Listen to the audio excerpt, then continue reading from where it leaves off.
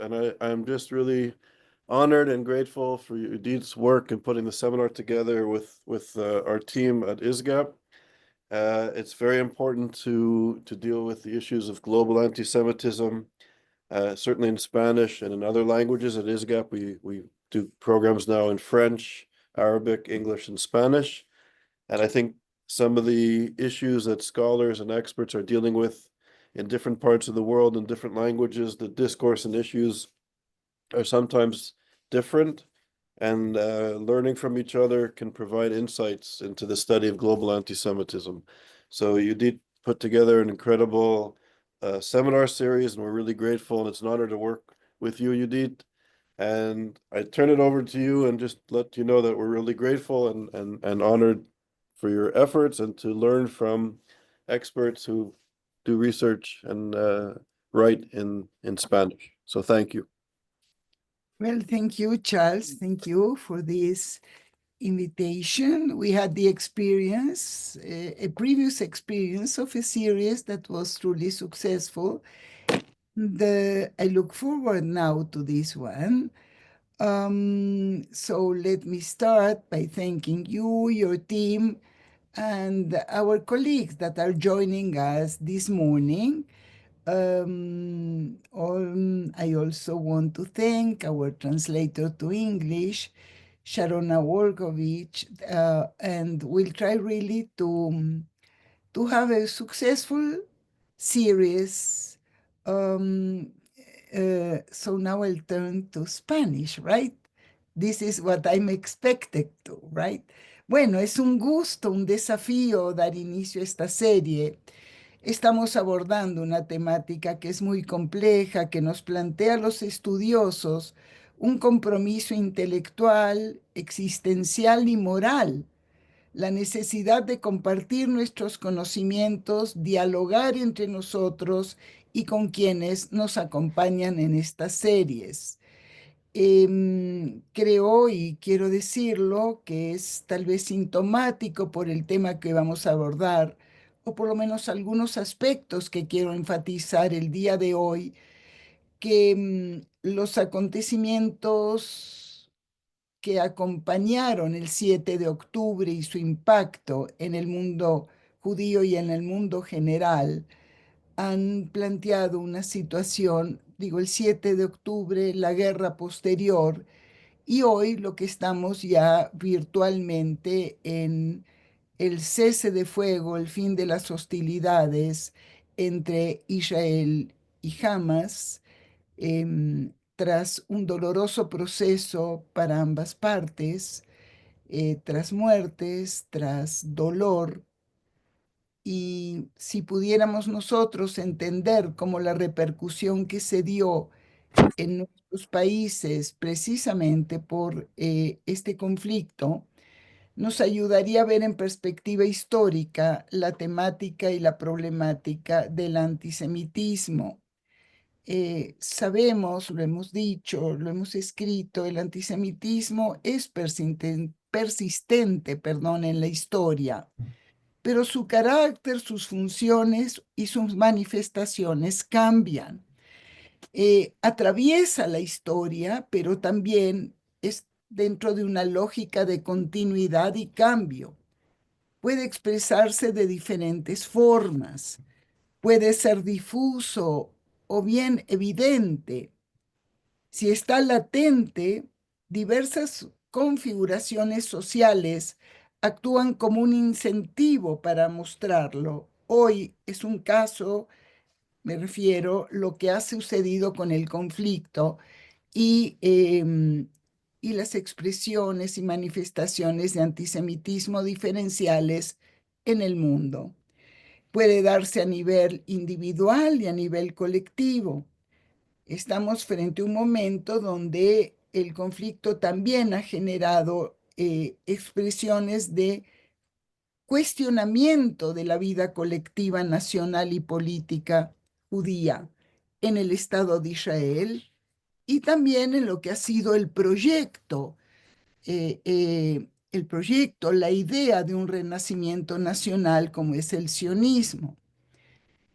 Creo que en este sentido la singularidad del antisemitismo está asociada precisamente a su recurrencia, su permanencia histórica, pero también sus cambios y sus transformaciones.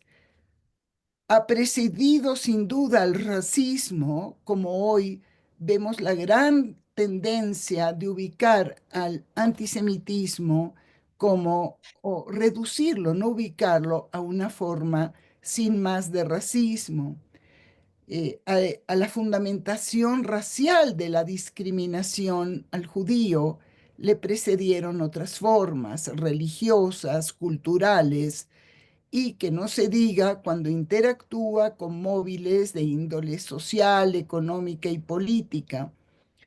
Diría en este trazo que su impacto genocida en el Holocausto lo proyectan como un fenómeno determinante de la condición humana en la modernidad.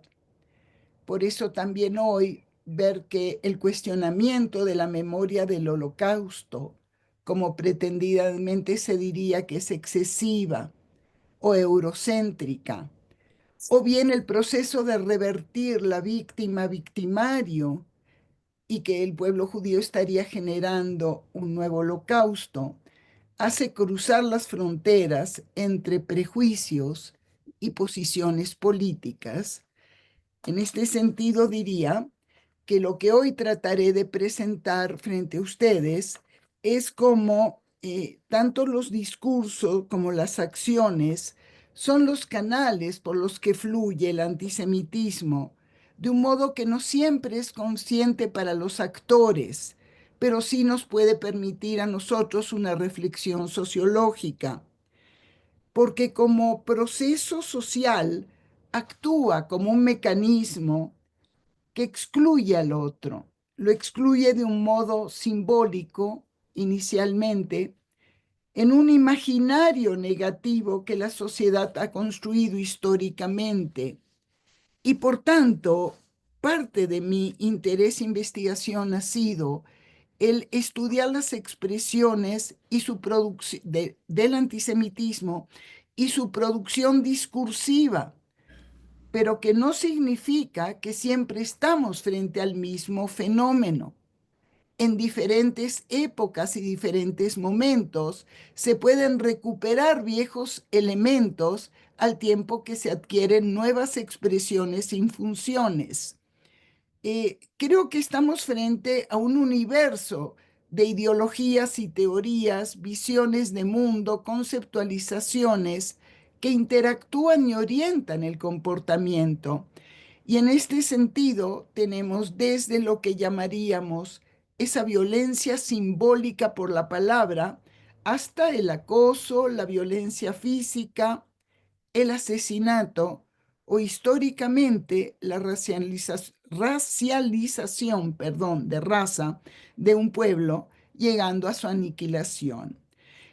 Quisiera, antes de propiamente comenzar, y voy a usar con ustedes algunos slides, eh, em, quisiera señalar que al analizar el antisemitismo en América Latina es necesario tomar en cuenta que se ha puesto un énfasis excesivo, diría yo, en lo que pretendidamente sería la principal característica de la región.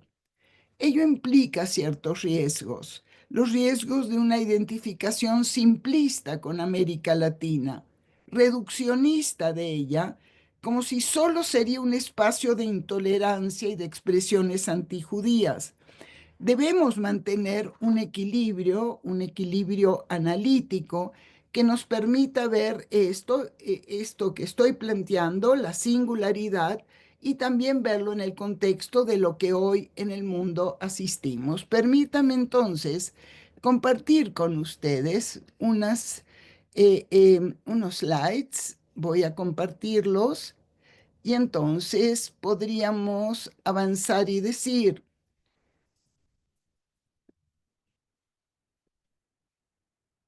muy bien, si nos acercamos a la región, lo que acabo de señalar es una característica permanente Yo creo que no, yo creo que se ha manifestado de modo diferente a lo largo de la historia. Y solo lo planteo así como un golpe para ver, porque creo que a lo largo de la historia de la serie estaremos viendo diferentes momentos y aspectos, porque su expresión durante la conquista y a la Inquisición parece que ocupó un lugar central en los proyectos de construcción de la nación, de las naciones latinoamericanas y la búsqueda de integración nacional. También hubo expresiones de rechazos asociadas precisamente tanto a un impacto europeo como regional y local. El tema de la etnicidad, la búsqueda de construcción de perfiles nacionales a través de fusiones étnicas, ya sea reconociéndolas o no y buscando algún tipo de mestizaje a través de todos los esfuerzos contradictorios que ha tenido América Latina para alcanzar y construir la modernidad, y en lo que sería un concepto que llamaríamos modernidades múltiples, diferentes formas de ser moderno que no necesariamente correspondieron al modelo europeo central, y también los fracasos de estos intentos, que ha llevado a un autor llamarlo América Latina como un mausoleo de modernidades. Las épocas de los nacionalismos o el nacionalismo y sus diferentes expresiones. Sobre todo estaríamos hablando en el momento en que el tema de la inmigración y de la llegada de judíos a América Latina y a los diferentes países se enfrentó a diferentes formas de expresión de rechazo, de imaginarios negativos. También el momento donde fascismo y liberalismo se confrontaron. Estoy siendo rápida, estoy asumiendo que tendremos a lo largo de la serie la posibilidad de ver esto. La conversión del catolicismo como una religión cívica y el papel de la Iglesia Católica, creo que esto nos lleva también a dar un paso más y decir cuál es el lugar de los populismos y el lugar del pueblo y estos proyectos, vamos a decir, de una nueva forma de integración donde no necesariamente el judío queda involucrado en el concepto de pueblo. ¿Qué sucede a nivel político en los momentos donde las democracias son disolventes, donde hay procesos de regresión democrática?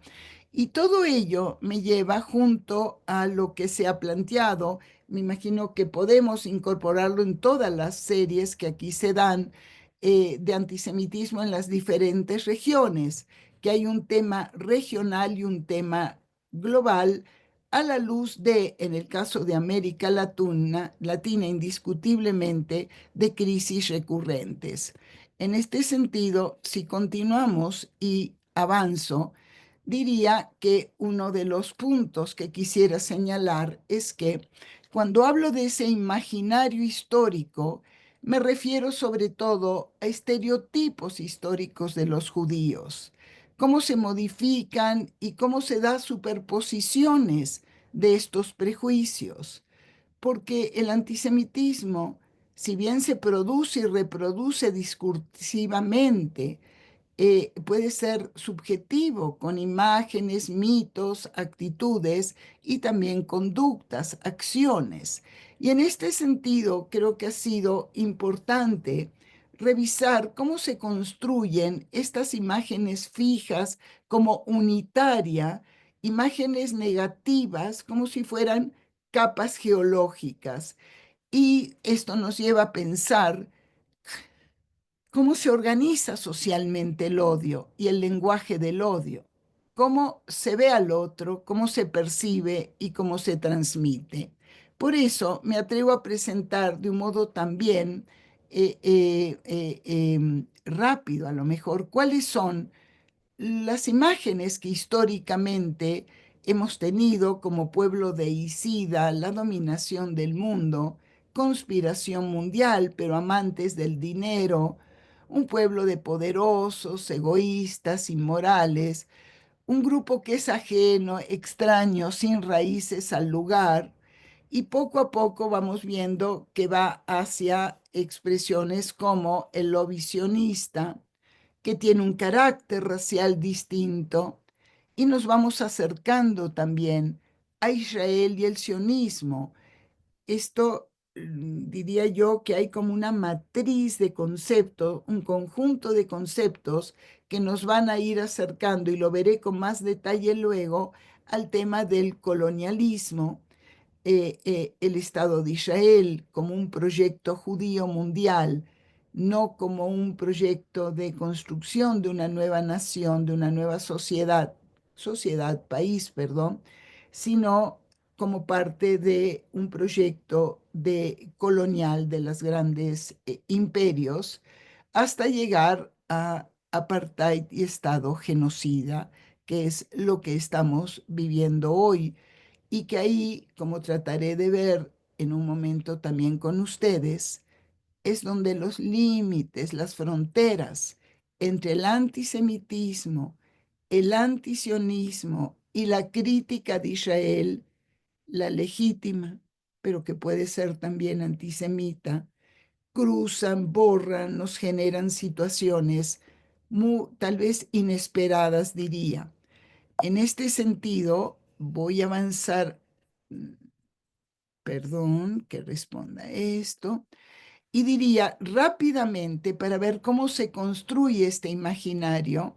Si nosotros vemos en el caso de México, tomando que me he centrado en él, nosotros vemos que en la época, cómo se construye, y hay una conjunción, diríamos, de corrientes políticas durante sobre todo el tema de la inmigración y el tema del salvataje o apertura a refugiados del nazismo, ¿correcto?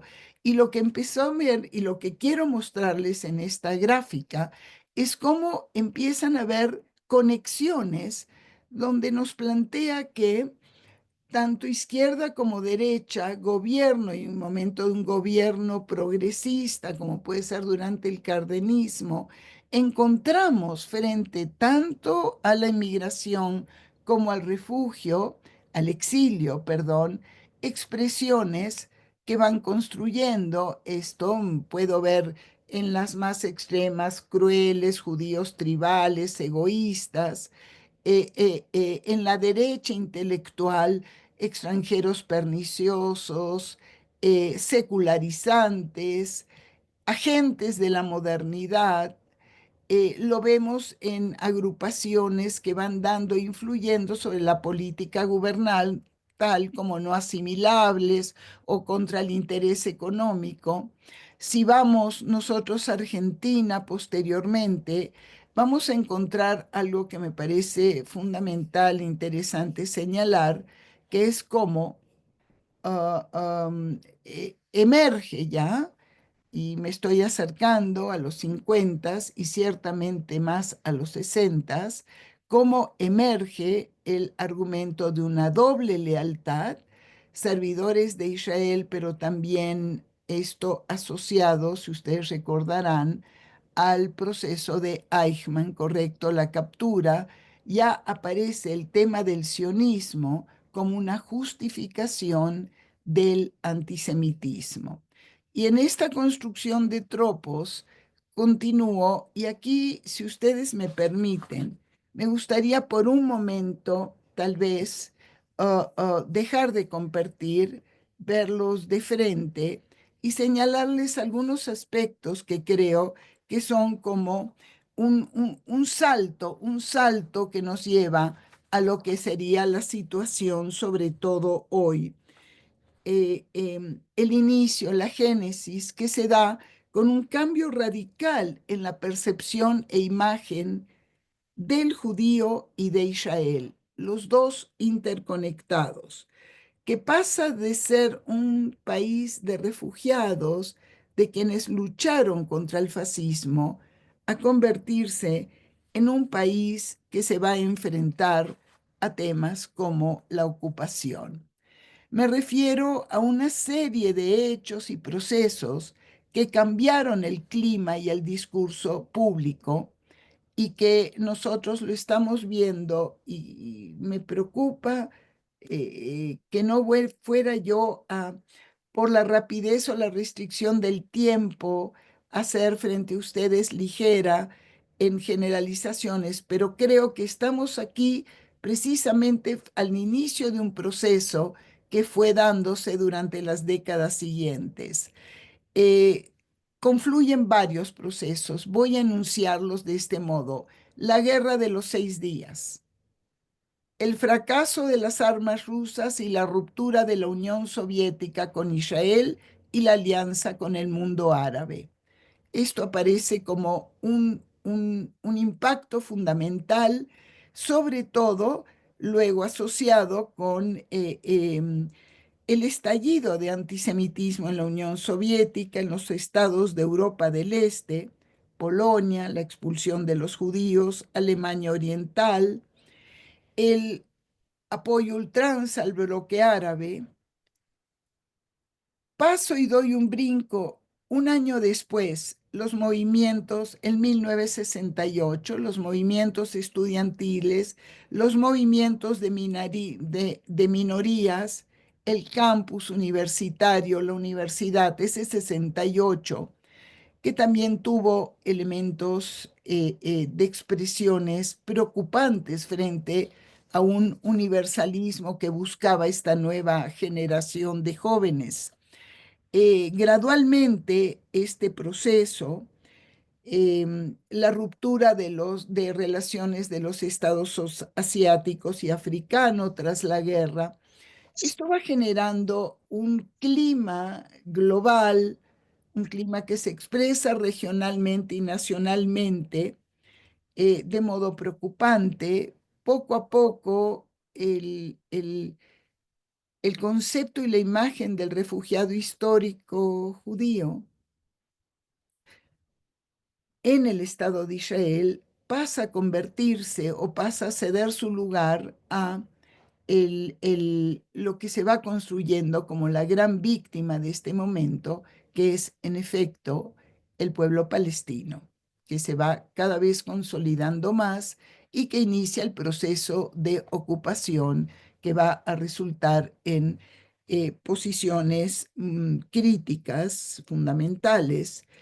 En un momento veremos también cómo cuando hablo de los movimientos estudiantiles, es también y las minorías, es la época también de los nexos tan estrechos entre Malcolm X y Arafat, los momentos donde el tema de la violencia y la revolución están en el aire, y esto sin lugar a duda es en detrimento, ¿no?, de la postura de Israel, ¿no? Eh, Tal vez señalaría más, un paso más, la emergencia en el mundo intelectual de una nueva izquierda que surge como la desilusión, perdón, provocada por la guerra de Vietnam, los movimientos, la desilusión con la Unión Soviética, con el marxismo, y esta nueva izquierda es antisistémica, es radical, y va a llevar en efecto a una aproximación negativa del sionismo. Identificó a Israel como imperialista y racista ya en ese momento. La crítica antisionista, por otra parte, afectó también al propio víctima de esa crítica, correcto, a la propia cultura judía. Y este proceso, insisto, no se dio en el vacío, correcto, se fue dando en un proceso donde las condiciones en Israel cambiaban. Voy a regresar por un momento a presentar ante ustedes unas nuevas imágenes, ¿correcto? Ok, aquí estamos. Voy a avanzar, esto lo planteé. Tal vez una expresión máxima de los terrenos del prejuicio van a ser los setentas, el 75 y sionismo, racismo, donde en casos extremos, como en América Latina, en el caso de México, en una singularidad y diferencia en el caso de Brasil, empezamos a ver como imputaciones al Estado de Israel, al sionismo y a los judíos tienden a entrecruzarse, siendo movimientos y procesos, como trataré de explicar, diferentes, comienza a haber un traslape, una construcción, una coincidencia, uno refuerza al otro en significados, en cómo lo asociamos, con qué lo relacionamos, ¿correcto? Si, por ejemplo, para el sionismo expansionista y colonialista, es un proyecto de limpieza étnica, ya en ese momento lo estamos oyendo, un sionismo agresivo se plantea, esto empieza a relacionarse con judíos que son amantes del dinero, arrogantes, aspiran a la dominación, o en el caso de Israel, lo que se va y es el rol víctima-victimario. La primera vez que emerge es precisamente tras la Guerra de los 6 días, también genocidio, y sobre todo inicia también un cuestionamiento a que hay una manipulación de la memoria del Holocausto. Esto me lleva a enfatizar lo que antes mostré, el desplazamiento, ¿correcto? Cada vez más crímenes de guerra, un Estado terrorista, capitalismo occidental, punta de lanza de él, apéndice de la dominación occidental. No puedo aquí detenerme y sería importante, y hay que hacerlo, en la distinción entre crímenes de guerra y genocidio. Hay una distinción fundamental que no podemos omitir, y también en el concepto de colonialismo y lo que se llama settler colonialism, ¿no? Donde habría en esta imputación un deseo por parte de Israel de aniquilar la población local nativa, esto es sinónimo de la población palestina. Lo que señalé antes es que yo sí pienso que históricamente ha habido traslapes en la construcción de estos procesos, pero cada vez más se fusionan. O sea, diría que las motivaciones son múltiples. La crítica a Israel es legítima, la crítica a comportamiento del gobierno de Israel es legítima. Ahora, ¿cuándo no es legítima? Cuando entre sus instrumentos, cuando entre sus recursos se utilizan estas imágenes de origen profundamente antisemita, conspiraciones, correcto, vocación de exterminio.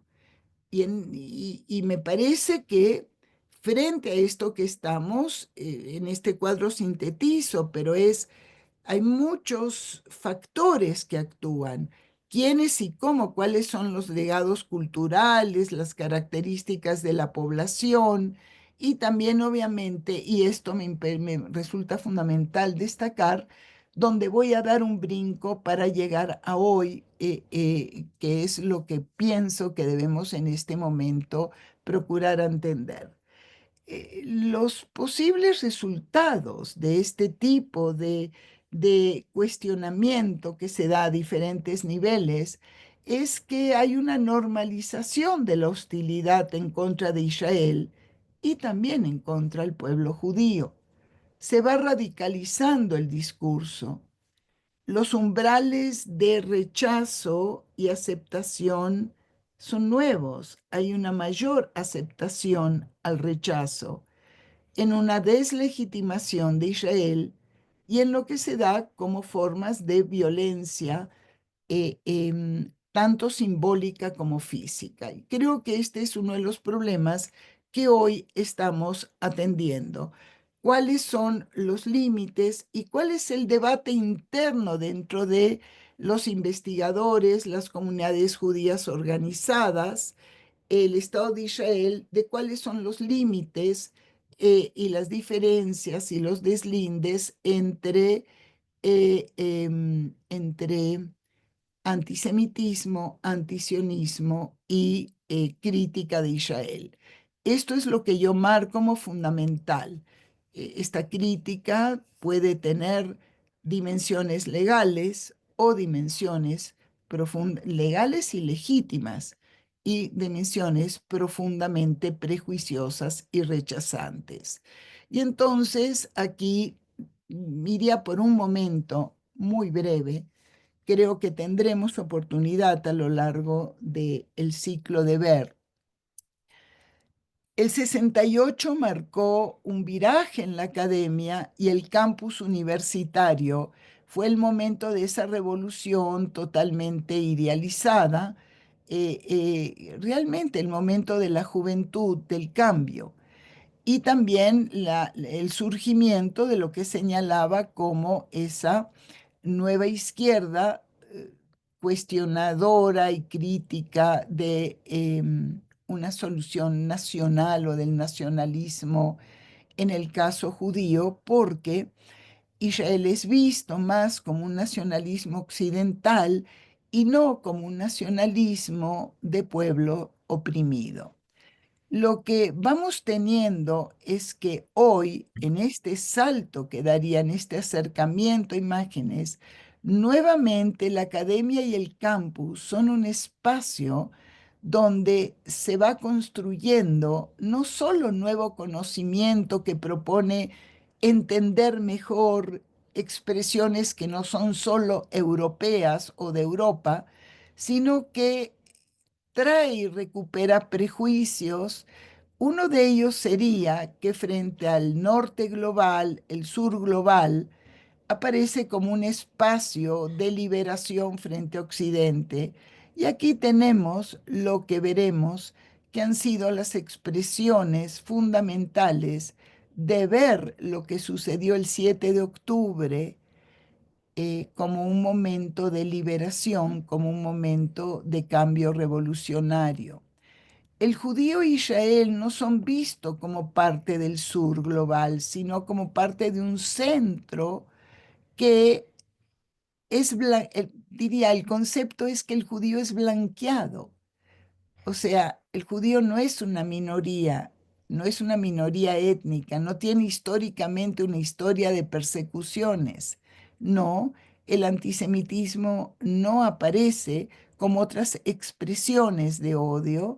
Hay esta operación del judío rico, occidental, capitalista, el judío imperialista, o sea, Constantino como que sería el judío que acuerda con el imperio e Israel como una complicidad con Occidente.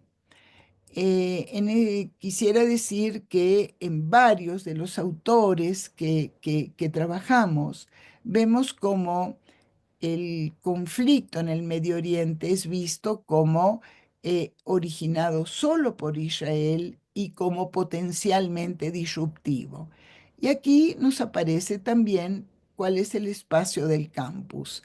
Y eso nos puede llevar a entender más cómo en un contexto, voy a ir más rápido tal vez para acercarme, en un contexto de un mundo global, de una globalización general, de ideas, de imágenes, de organizaciones y de movimientos, eh, el cuestionamiento fundamental, vamos a decir, al sionismo y que linda también con formas de antisemitismo, es lo que encontramos, me acerco a América Latina, dentro de lo que es un código cultural que nosotros compartiríamos, que sería posturas anticolonialistas, antirracistas, anticapitalistas, antiimperialistas, se repite ahí.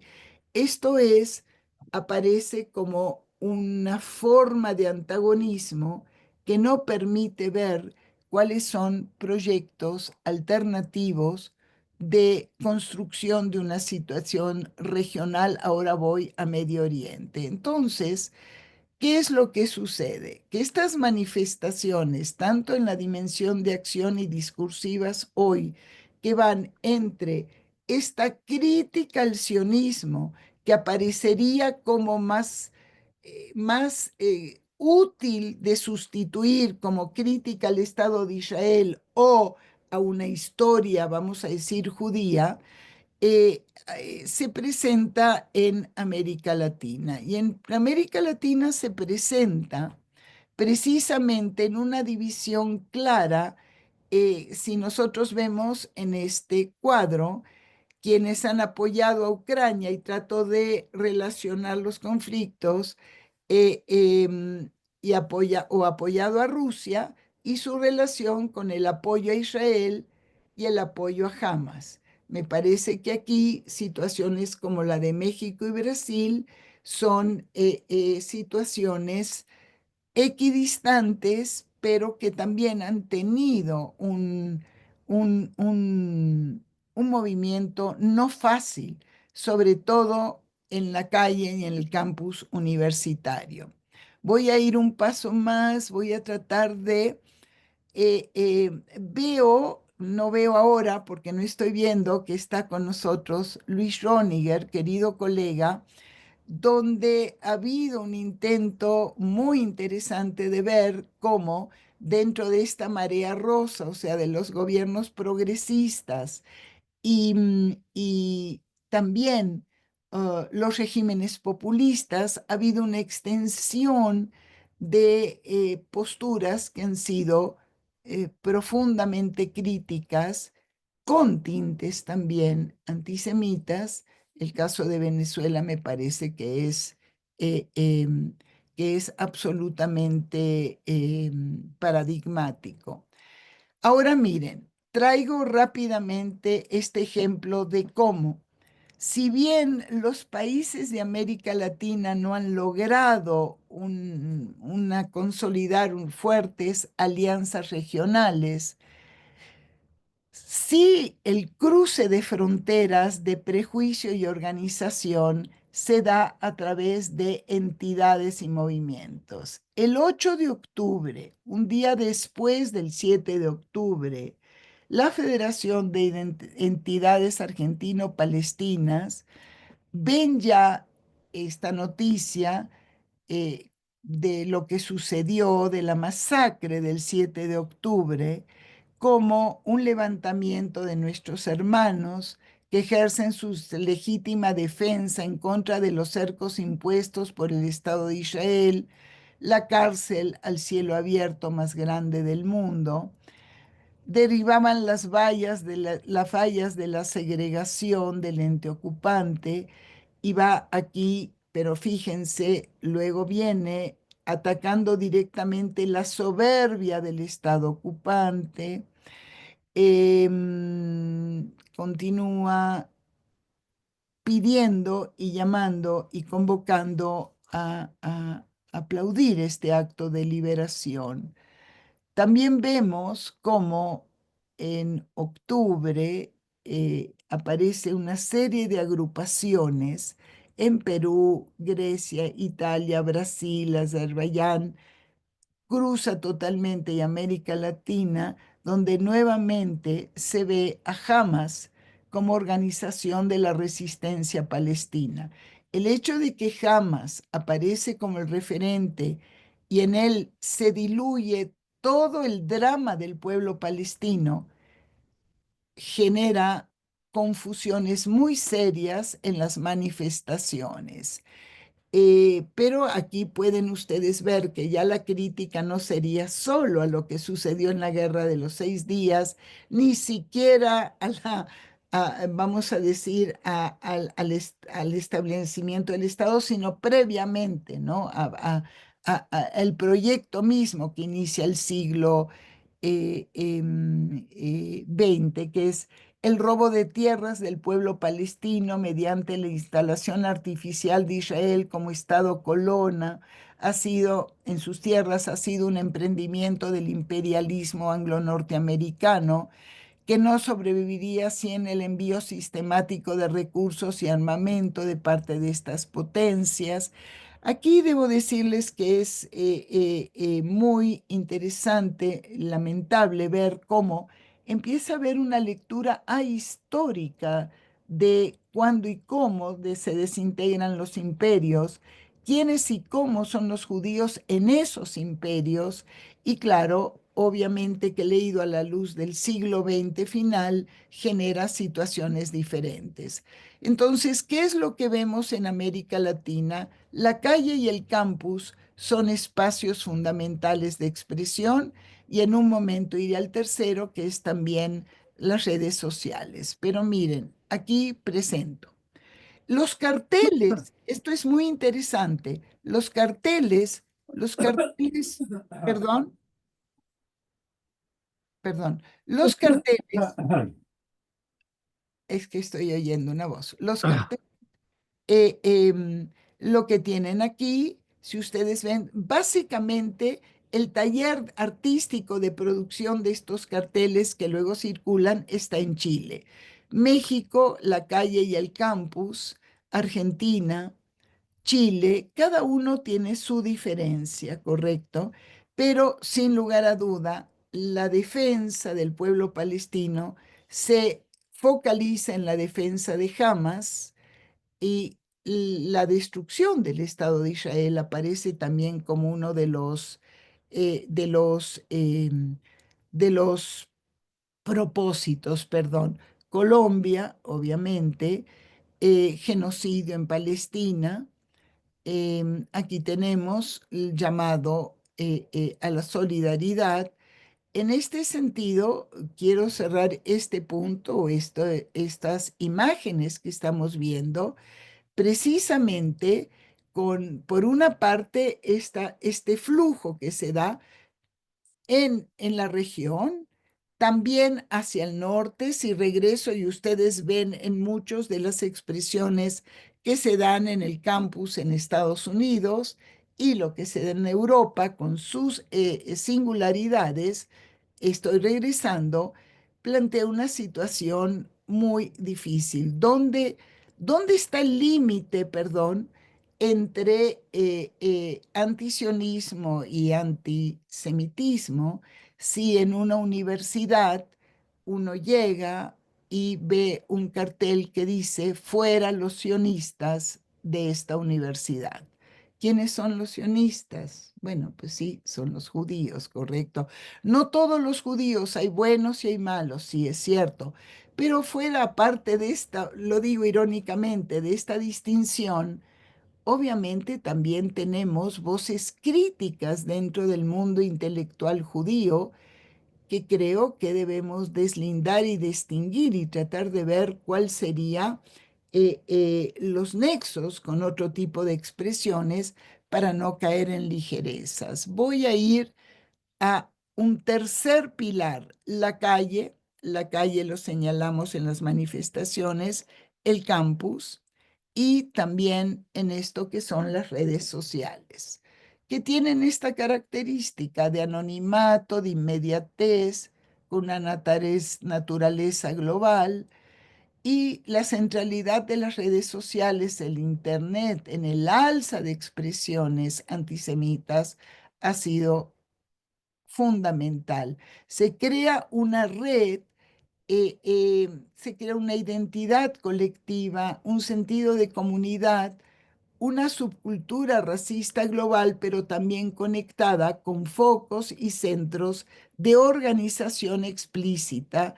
Eh, mm, Obviamente que si comparamos, no me detuve en los cambios que se van dando, pero en el caso de América Latina, vamos a ver que en el análisis de Internet, México y Colombia aparece como un 17% de contenido sobre el conflicto en Twitter tiene expresiones racistas y antisemitas. Voy acercándome al fin porque creo que si vamos a querer preguntas, estoy abusando del tiempo y ya lo abusé.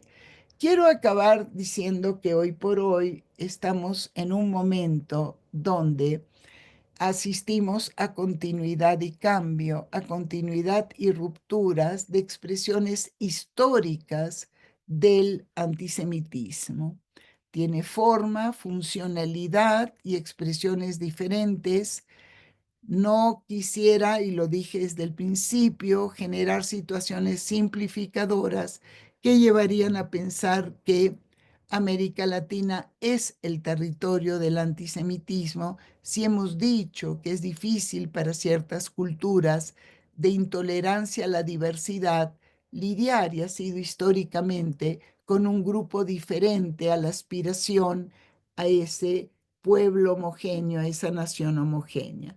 Pero lo que volvemos a tener es una convergencia de posturas diferentes, derecha e izquierda, y esta efervescencia de esta nueva izquierda y de esta izquierda hoy, correcto, donde vería a Hamas como un sinónimo del pueblo palestino y la crítica legítima a las políticas que puede tener y tuvo y tiene el Estado de Israel se ven inundadas con expresiones prejuiciosas. Se traslapa en el discurso a nivel global, como lo mostré, judío, sionismo, Israel, aparecen como profundamente. De ahí que la expresión de judeofobia, la existencia como de una matriz, como de un capital social judeofóbico, intelectual, perdón, estaría llevando a que haya expresiones diferentes.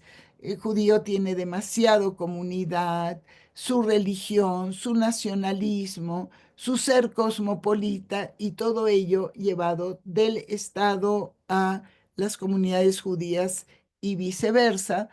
Y también, como pretendí señalar, un cuestionamiento a la existencia misma del Estado de Israel, al hecho de que hay una soberanía política, la reversión de víctima-victimario y la cancelación de la memoria del Holocausto en voces tan importantes para entender América Latina desde el concepto del sur global, que de todos modos estarían viendo al Estado de Israel como perpetrador de un nuevo holocausto. Dicho esto y sabiendo que extremé los tiempos y por lo cual me disculpo, me abro a ver si habría, con toda la confianza, con toda la interacción en los minutos que nos faltan, si es que nos faltan, si quieren levantar la mano y hacer algunas preguntas, muy pocas, creo yo, no tenemos ese tiempo, pero si ustedes las envían por escrita, me comprometería a poder regresar a ustedes por escrito también a lo largo de esta serie y contestarlas. Bien, aquí estoy, en el minuto y medio, dos, tres que quedan. Eh, gracias, Tony. Luis, querido Luis. No, no, unmute, ¿estás mudo? Muchas gracias, Judith, por tan panorámica presentación. Lo que querría, si tienes tiempo, si puedes, durante la serie, tratar de ilucidar, es lo que sorprende, que es el mancomunamiento, la ligazón entre la nueva izquierda y el Islam radical, y todo en torno a la politización del discurso de los derechos humanos. Y eso es lo que crea gran incertidumbre entre quienes apoyan o apoyamos los derechos humanos, frente a la política de los derechos humanos. Oh, tu observación me parece muy importante y creo que lo podemos y lo debemos tratar a lo largo de la serie, a lo cual también te invito a que nos acompañes. Has sido parte de esta serie y si podemos ampliar, podrías volver a hacerlo. Yo creo que sí, aquí me parece muy bien, en primer lugar, esta distinción que haces.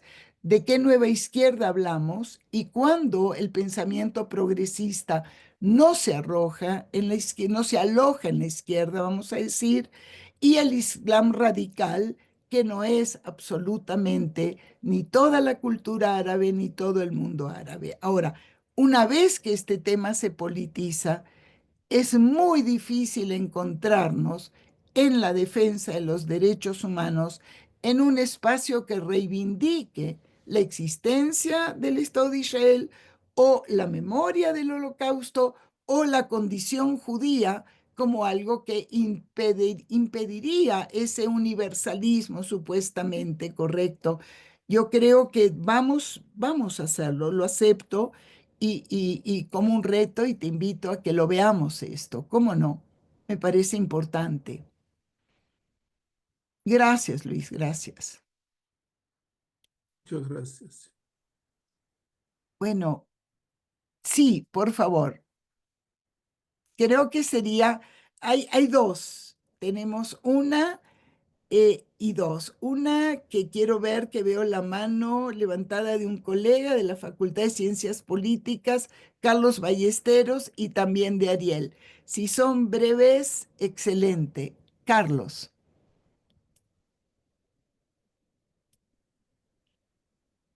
No, estás mudo. Sí, ya, correcto, está el micrófono. Antes que nada, agradecer esta fulgurante presentación que ha hecho la doctora Boxer. Me parece un tema de temas importantísimo y creo que quizá hay que dar espacio, me gustaría oír tu opinión, Judith, sobre la cuestión de la manera de contrarrestar esta nueva oleada de antisemitismo que estamos viendo globalmente, quizás sea una crítica sistemática y, como tú dices, legítima a las acciones de los gobiernos de Israel, del Estado de Israel. Creo que esa línea me parece muy, muy importante. Bueno, sí, yo creo entender y compartimos una facultad que sabemos lo difícil que es en ella deslindar, pero claro, quisiera, voy a decir algo y voy a dar la palabra a Ariel antes de finalizar. No sabes, mi querido colega, cuántas veces he esperado la voz de alguno de nuestros colegas frente a lo que sucedió en Siria históricamente o lo que sucede ahora. Y el tema de los derechos humanos ahí se ve ahogado y vuelve nuevamente el mismo día a estar en esta fuerza con Israel. Pero yo creo que tendremos la oportunidad y hasta te diría el compromiso, tú como un profesor distinguido de la facultad que nunca hemos tenido oportunidad de hablar más de esto, de organizar y poder desarrollar este tipo de, de, de, de distinción entre la crítica legítima y aquella crítica que denosta la existencia del Estado mismo. Tal vez una última y no puedo más. Ariel, Sí, no te conozco, sí. muchas gracias, Judith. Soy profesor en la Universidad de Texas de Derechos Humanos y abogado de Derechos Humanos. Tu presentación me ayuda mucho a entender, evitar las simplezas y tratar de profundizar la distinción entre la crítica legítima a las políticas de Israel y el antisemitismo.